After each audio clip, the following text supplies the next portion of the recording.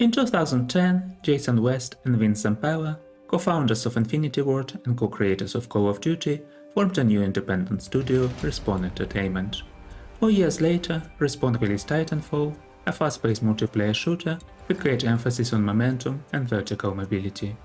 The signature military exoskeletons known as Titans could be deployed periodically, giving players a chance to live their fantasies of piloting a mech.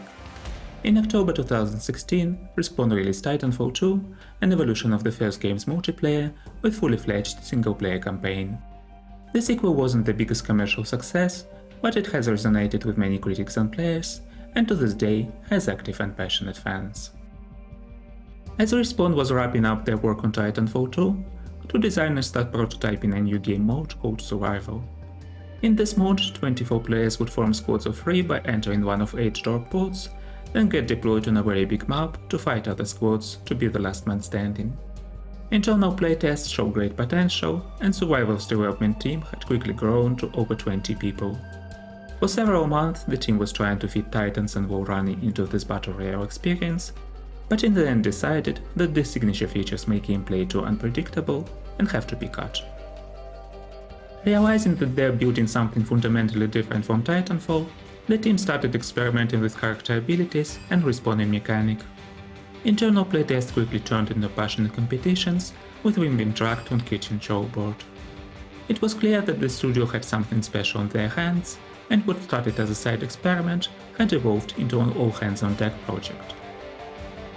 While Respawn got EA's blessing to make a game they wanted to make instead of expected Titanfall 3, the studio knew they wouldn't get the same acceptance and trust from passionate fans. Taking inspiration from Beyond's, who had released an album without any marketing, Respawn decided to do the same and let their work speak for itself. This was an unprecedented move for a AAA game, and many people involved in the project doubted its success. So I was really excited about the game, but when they said they were going to just drop it and see what happens, I thought that meant we've had a really great time, thanks for the check, but Yeah. A few days before the launch, Respawn invited media and content creators to a preview event. A 2-hour gaming session turned into an 8-hour LAN party, as everyone was having too much fun to leave. And 8 hours is what it took to reach 1 million players when Apex Legends launched on February 4th, 2018.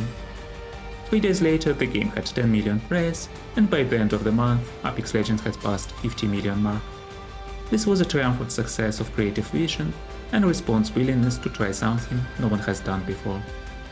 But Apex Legends was also Respawn's first live service game, and the question of how well they will be able to support it post-launch had yet to be answered.